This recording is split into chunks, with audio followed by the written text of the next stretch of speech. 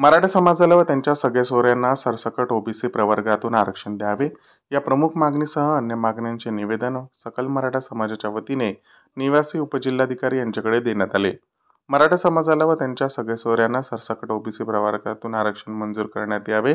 मनोज जरांगे पाटील यांनी समाज बांधवांना सोबत घेऊन मुंबईकडे मोर्चा काढला। राज्याचे मुख्यमंत्री एकनाथ शिंदे व मंत्रिमंडळातील त्यांच्या अनेक सहकाऱ्यांनी लेखी दिलेले आश्वासन पाळले नाही, याचाच अर्थ सरकार मुद्दामहून वेळकाढूपणाचे धोरण अवलंबून समाजाची नेहमीच फसवणूक करीत आहे, असा आरोप त्यांनी केला आहे।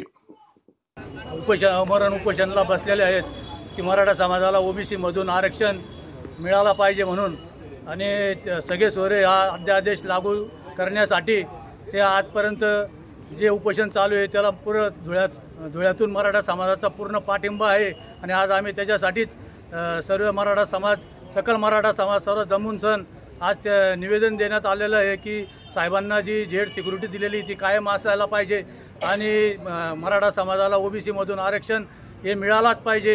याच्यासाठी आमचा सर्व सकल मराठा समाज आज इथं कलेक्टर साहेबांना निवेदन देण्यासाठी जमलेला आहे आणि याचा जर Follow Use, OTIC News. Thanks for watching.